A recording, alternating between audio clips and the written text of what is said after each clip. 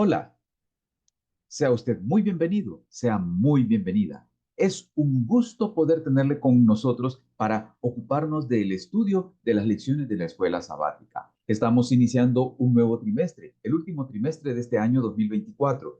Y al ocuparnos del estudio de este trimestre, vamos a tener la oportunidad de estudiar acerca de temas del Evangelio de Juan, que es el título general de esta serie de 13 temas que vamos a considerar durante esta temporada de 3 meses. Hoy nos ocuparemos de la lección primera, de la primera lección que se titula Señales que indican el camino. Antes de que entremos al estudio, yo quisiera animarlo, quisiera motivarlo a que tome tiempo para estudiar cada día la lección de la escuela sabática. Es importante que usted lea con detenimiento, busque los pasajes de la Biblia, los lea con detenimiento para que entonces pueda aprender directamente de lo que la palabra de Dios dice. Aquí nos vamos a ocupar nada más de revisar algunas cosas que son importantes y que solo queremos remarcarlas para que usted a través de su estudio o ya las vio o las pueda notar a medida que vaya avanzando en ellas. Primer versículo para memorizar lo encontramos en Juan, el capítulo 20, los versículos 30 y 31. Dice lo siguiente: Hizo además Jesús muchas otras señales en presencia de sus discípulos, las cuales no están escritas en este libro. Pero estas se han escrito para que creáis que Jesús es el Cristo, el Hijo de Dios, y para que creyendo tengáis vida en su nombre. De entrada, en este texto encontramos la razón por la cual Juan escribe este evangelio. Él está interesado, como dice en el versículo 31, en que creamos que Jesús es el Cristo y que es el Hijo de Dios, y para que creyendo podamos tener vida, es decir, podamos participar de la salvación. Juan está interesado en darnos a conocer a Jesús como Él es en realidad. Y esa es la razón por la cual Él escribe. Repito, para que creamos en Jesús, para que creyendo en Él tengamos vida. En el estudio de esta semana examinamos algunos milagros que Juan los llama señales. Y estos milagros tienen un propósito bien claro. Tienen el propósito de llevarnos a conocer más de cerca a Jesús. Hay que tener algo en cuenta al estudiar estos milagros que vamos a considerar durante esta semana. El Señor estaba interesado en algo mucho más profundo que en solo realizar un milagro, que solamente satisfacer una necesidad a través de este acontecimiento milagroso o de estas señales, como le llama Juan allí en su evangelio. Está interesado en que veamos y que comprendamos, tanto allá cuando lo escribió como ahora nosotros, que Jesús es el Mesías. El primer milagro que nos presenta la lección de esta semana es el milagro que el Señor Jesús realizó allí en Caná de Galilea, cuando fue invitado a participar de una boda. Usted puede leerlo detenidamente en Juan el capítulo 2, los versículos del 1 al 11. Allí el Señor convirtió el agua en vino. Pero hay algunas cosas que es importante que tengamos en cuenta en lo que sucedió aquí. Este milagro señala a algo que sucedió en el pasado, pero señala también hacia lo que el Señor Jesús había venido a hacer. ¿A qué nos referimos? Moisés, en Deuteronomio 18:15, había dicho lo siguiente: un profeta como yo te levantará Jehová tu Dios de en medio de ti, de tus hermanos, a él oiréis. Ya Moisés había anticipado que se había de levantar un profeta semejante a él. Es decir, podríamos pensar aquí que haría señales semejantes a las que Moisés había hecho. ¿En qué señales podemos pensar en relación a esto de convertir agua en un elemento diferente? Por supuesto, podemos pensar en lo que hizo Moisés cuando fue delante del faraón y convirtió el agua del río Nilo por el poder de Dios en sangre. Cuando Jesús convierte el agua y en las bodas de Caná en vino, en jugo de uva sin fermentar, de alguna manera trae a la mente lo que Moisés hizo. Moisés convirtió el agua en sangre por el poder de Dios. Jesús, por su poder, convierte el agua en jugo de uvas. Esta fue la primera señal que él hizo y que de alguna manera remontaba la mente de los que estaban por allí y de los que se dieron cuenta de que esto sucedió a la liberación de los hijos de Israel de Egipto. De alguna manera, el Señor está diciendo que lo que Moisés había anticipado es que había de llegar en algún momento un libertador que había de salvar a su pueblo. De esta manera, Jesús se presenta a sí mismo como el libertador, como nuestro libertador, como el Salvador. Y hay algo interesante que nos hace pensar en que Él se presenta como Salvador a través de esto.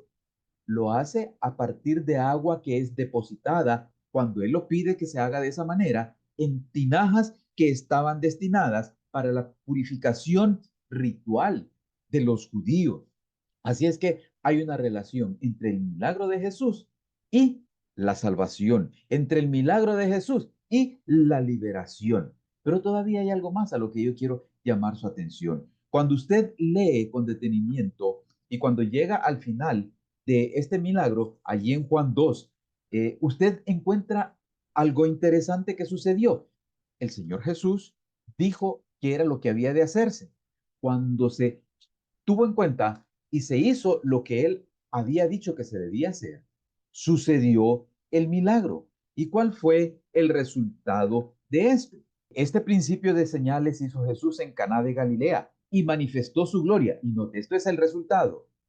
Sus discípulos creyeron en él. Juan escribió su evangelio para que creyéramos en Jesús como el Mesías. Los discípulos creyeron en él.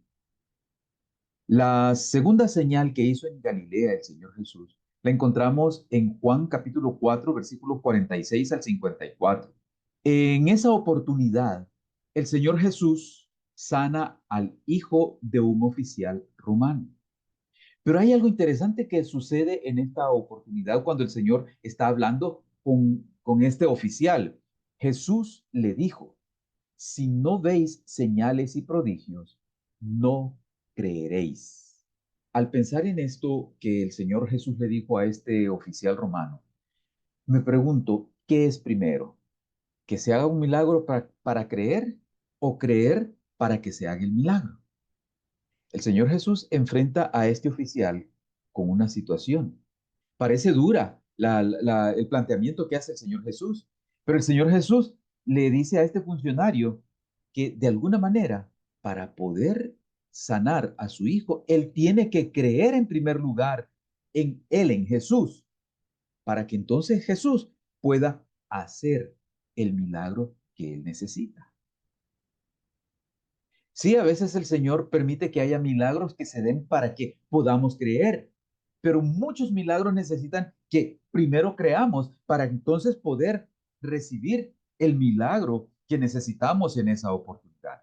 Después de eso, el oficial manifestó que él sí creía en el Señor Jesús y el Señor Jesús le dijo, vete, tu hijo vive. Y aquel oficial se fue confiado, totalmente confiado en que lo que el Señor Jesús le había dicho era a partir de allí una realidad. Y cuando llegó, simplemente preguntó a qué hora había sucedido para nada más ver en qué momento el Señor Jesús había dicho eso y había llegado al cumplimiento de lo que el Señor había dicho en esa oportunidad. Aquí hay algunas cosas importantes que nosotros debemos considerar. Los milagros en sí mismos no demostraban que Jesús era el Mesías. ¿Por qué digo esto? Porque de repente hay personas que pueden hacer señales, milagros, y no necesariamente son el Mesías. No necesariamente son personas que están cumpliendo con el propósito de Dios. Un milagro así, de manera general, lo que revela es que existe algo sobrenatural. No significa necesariamente que es Dios quien hace el milagro. Satanás también puede hacer milagros. Es más, el enemigo también hace milagros, es decir, realiza actos sobrenaturales. Pero hay una diferencia.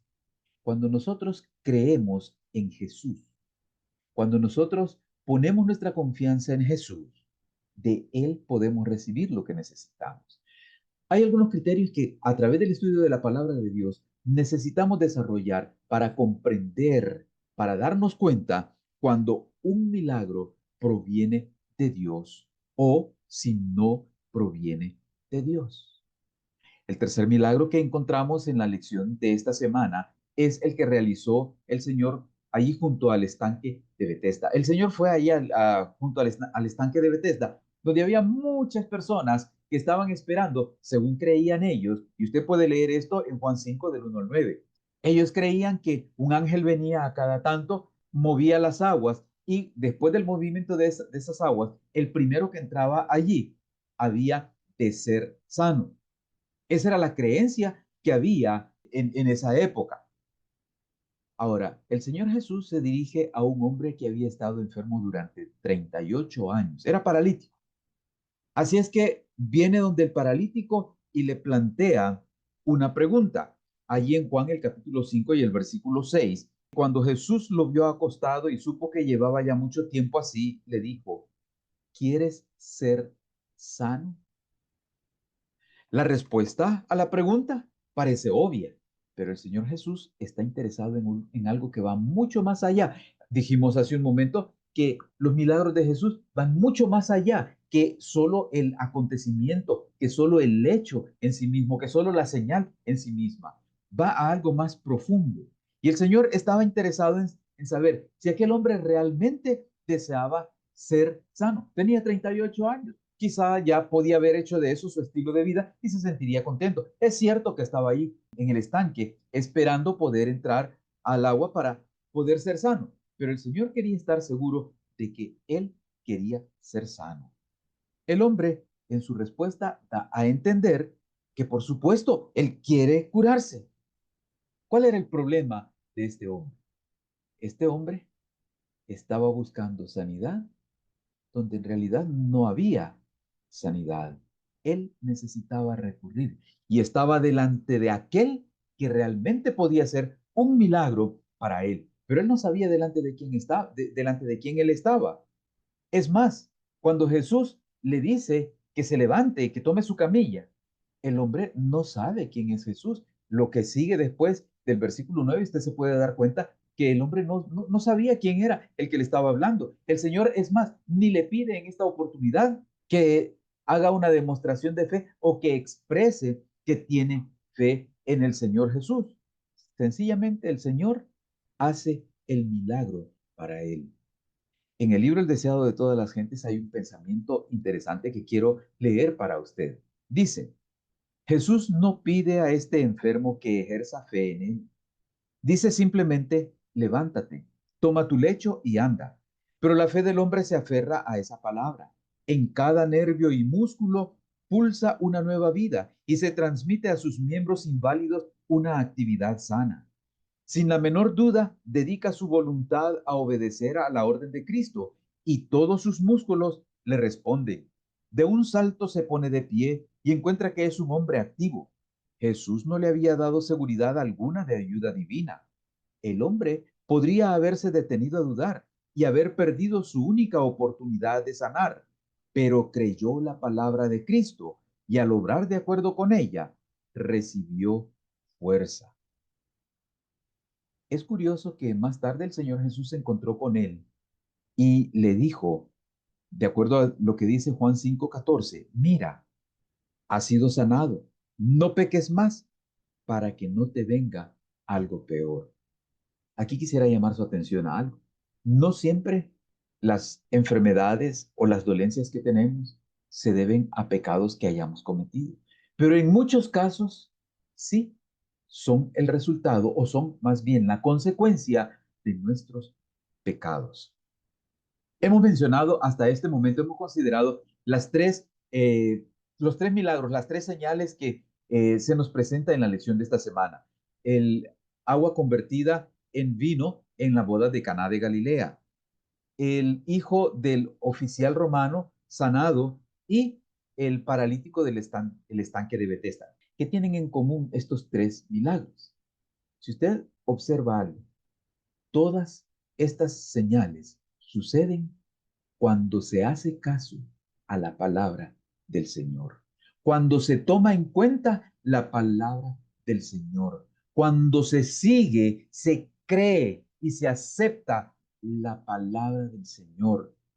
Cuando se llenaron las tinajas, el resultado fue que hubo jugo de uvas, vino. Cuando el Señor le dijo al oficial romano, vete, tu hijo está sano, inmediatamente fue sanado. Cuando el hombre del estanque de Betesda escucha las palabras del Señor y las obedece, levántate, toma tu camilla, el hombre es sanado. Cuando se sigue lo que la palabra de Dios dice, encontramos que hay poder en la palabra de Dios, pero debemos estar dispuestos a seguir lo que la palabra de Dios dice. Pero nos encontramos que a pesar de los milagros que el Señor estaba realizando, los corazones de las personas, de algunas personas, estaban endurecidos. Después del milagro que el Señor realizó allí junto al estanque de Betesda, encontramos en los versículos del 10 en adelante que a pesar de las señales, a pesar de las maravillas, a pesar de los milagros que el Señor había hecho, que como ya dijimos, no demuestran en sí mismos, por sí mismos, que algo proviene de Dios, hay corazones duros. Pero también hay que tener en cuenta que cuando estas señales, cuando estas maravillas, cuando estos milagros provienen de Dios, es peligroso rechazarlos. ¿Y qué es lo que sucedía con los líderes judíos? El hombre había sido sanado. Las personas que lo conocían, las personas que lo encontraron, debían sentirse contentas y debían agradecer a Dios, debían alabar a Dios, debían reconocer a Dios. Pero ¿qué sucedió con los líderes judíos? Por esta causa, los judíos perseguían a Jesús e intentaban matarlo, porque hacía estas cosas en sábado. ¿Qué dice ahí que hacían? Dice ahí que intentaban matar a Jesús, lo perseguían e intentaban matarlo. ¿Y qué es lo que sucedía? Se había tergiversado el mandamiento del sábado. Se le había puesto tantas cargas, se había puesto sobre este mandamiento tantas normas que se consideraba que Jesús estaba transgrediendo el sábado. De hecho, Jesús no estaba transgrediendo el sábado. Eso es lo que decían los líderes judíos, pero no es lo que Jesús estaba haciendo. Jesús estaba haciendo el bien como él dijo en otra oportunidad. ¿Qué es lo que sucede? De acuerdo a la reglamentación, a las normativas establecidas por los hombres, por los judíos, se podía sanar a una persona en sábado en caso de emergencia. Pero un hombre que por 38 años había estado enfermo con una enfermedad que no lo había matado ni lo iba a matar en ese día. Así es que se consideraba que su curación no era una emergencia. Pero por otro lado, Jesús le dijo al hombre que llevara su camilla. Ahora, que este hombre llevara su camilla y que Jesús le dijera que la llevara, consideraban que Jesús estaba transgrediendo, estaba quebrantando el sábado. Pero repito, esas eran normas establecidas por los líderes judíos. Esas eran normas establecidas por la tradición judía. Pero no era en realidad el propósito de Dios acerca de esto. Así es que el Señor Jesús ahora está tratando de llevar a estos personajes a que vean las verdades bíblicas más de manera más profunda, que comprendan que algo más que la forma exterior, que en algunos casos cuenta, que en algunos casos es importante, más allá de reglas, más allá de regulaciones humanas, que en algunos casos solo sirven para sofocar la verdad, para sofocar la fe, es importante saber cuáles son los propósitos de Dios. Pero estas normas establecidas por la tradición, estas normas establecidas por el afán de no transgredir el sábado, establecidas por los judíos, los habían llevado a endurecer su corazón, a estar tan ciegos que no podían comprender las señales, que no podían aprovechar los milagros que el Señor estaba haciendo. ¿Qué había detrás de esto? Muy posiblemente corazones corruptos, la falsa creencia de que el Mesías había de venir a liberarlos del yugo romano, que no era eso lo que la Biblia había enseñado. El amor al poder, la falta de consagración a Dios. Estas cosas endurecieron los corazones. Estas cosas llevaron a los líderes a rechazar la verdad que tenían delante de ellos. Pero, ¿sabe? No debemos ser tan duros con aquellos nada más y quedarnos solamente señalando y criticando a aquellos personajes. Porque a lo mejor algunos de nosotros también tenemos algunas cosas que nos impiden creer la palabra de Dios, aceptar la palabra de Dios, hacer de la palabra de Dios lo que debe ser en nuestras vidas. Y ahí es donde vale la pena que cada uno de nosotros de manera individual tratemos de percibir cuáles son aquellas cosas que necesitamos conocer, aquellas verdades que necesitamos conocer, aquellas verdades que necesitamos aplicar a nuestras vidas y ante las cuales no debemos endurecer nuestros corazones, sino aceptarlas como verdades necesarias y útiles para nuestras vidas.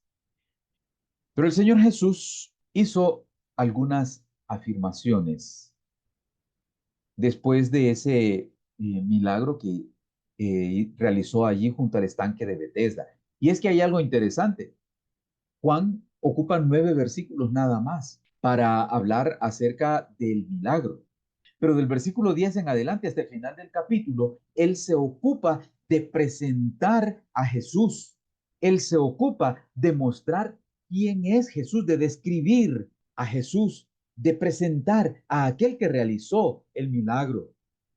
Los líderes judíos perseguían a Jesús. Y usted puede ver lo que dice en el versículo 18. Estamos ahí en Juan capítulo 5, versículo 18. Dice, por esto los judíos aún más intentaban matarlo, porque no solo quebrantaba el sábado, sino que también decía que Dios era su propio Padre, haciéndose igual a Dios. Quiero aprovechar aquí para repetir algo que dije al inicio. Yo espero que usted estudie con detenimiento y estudie cada una de las partes de la lección, porque aquí solo estoy tomando ciertos pasajes. Note, aquí dice que los judíos procuraban matarlo por dos cosas, dice. Una, porque según ellos estaba quebrantando el sábado. Y dos, porque hacía de Dios su Padre, haciéndose igual a Dios. Pero el Señor Jesús afirma que Él está actuando como lo hace su Padre. ¿Y qué es lo que hace el Padre? Ah, el Padre aún en sábado sostiene nuestras vidas, sostiene el mundo, sostiene el universo. No importa que sea sábado, Él sigue sosteniendo nuestras vidas. Jesús estaba haciendo en favor de una persona lo que necesitaba. Y el Señor Jesús, de manera interesante, defiende sus acciones, presentando algunas cosas interesantes que usted puede leer ahí de los versículos 19 hasta el final, al capítulo 47. ¿Qué hace el Señor Jesús? Y le invito a que los lea con detenimiento estos pasajes, ¿verdad?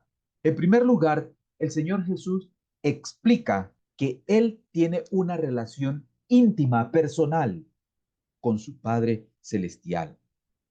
Él y su Padre actúan en armonía.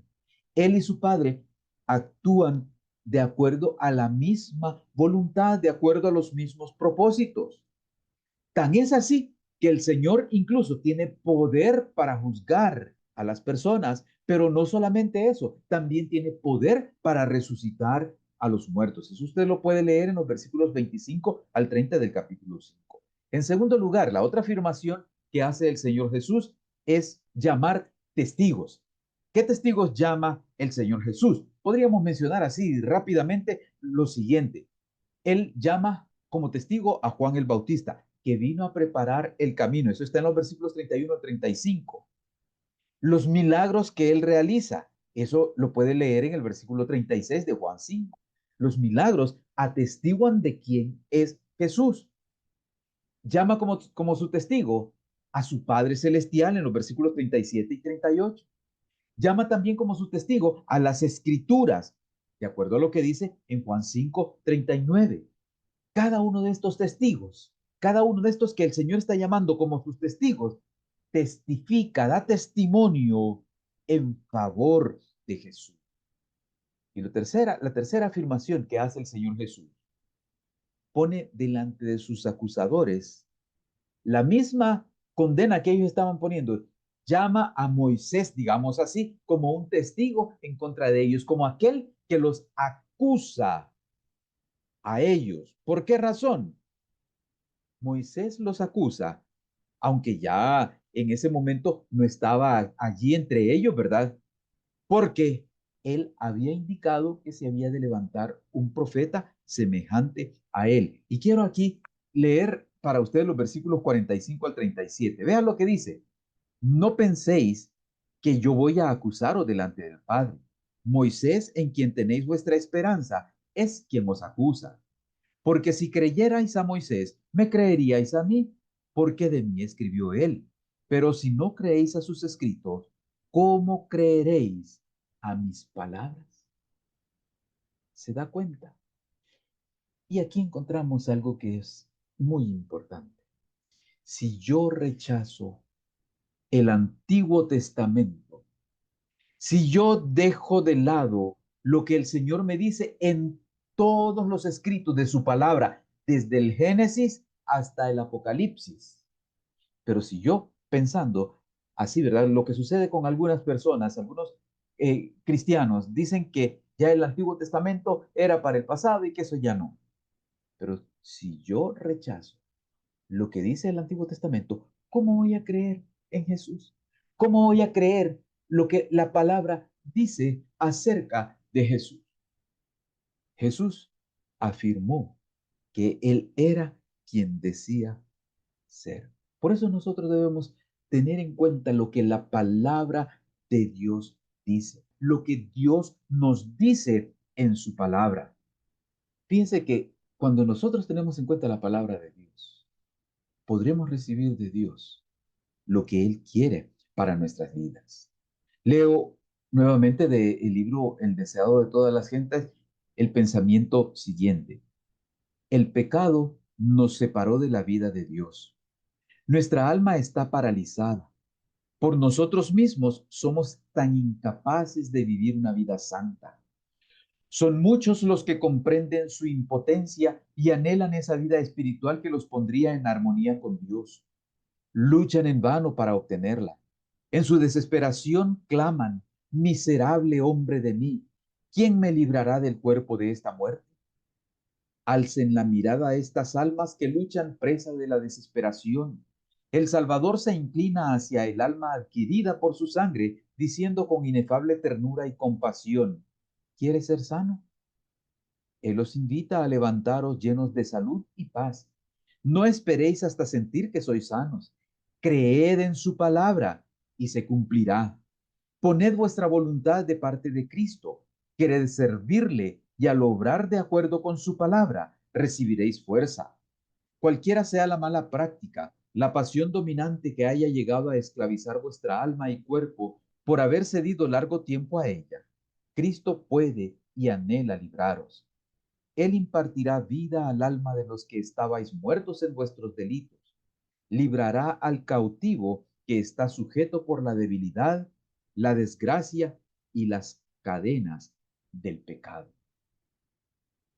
Al considerar la lección de esta semana, que nos habla acerca de señales que indican el camino, nos damos cuenta que las señales las encontramos en la palabra de Dios. Si con fe aceptamos lo que la palabra de Dios dice, nuestras dudas, nuestra incredulidad desaparecerán. Si con fe aceptamos la palabra de Dios, el Señor podrá actuar en nuestro favor, podrá hacer en nuestro favor. Lo que necesitamos es creer la palabra de Dios, aceptar la palabra de Dios, que nosotros la tenemos en la Biblia, desde el Génesis en el Antiguo Testamento hasta el Apocalipsis en el Nuevo Testamento. Toda la palabra de Dios nos habla acerca de quién es Jesús, que era el propósito de Juan, que conociéramos a Jesús y de que participemos de la vida que Él tiene preparada para cada uno de nosotros. Yo le invito a que cada día tome tiempo para estudiar la palabra de Dios y que le pida a Dios que el Espíritu Santo le pueda guiar para enseñarle, para guiarle, para fortalecer su fe, para aferrarse a la palabra de Dios y vivir de acuerdo a ella. Que el Señor le bendiga a través del estudio de cada lección de este trimestre.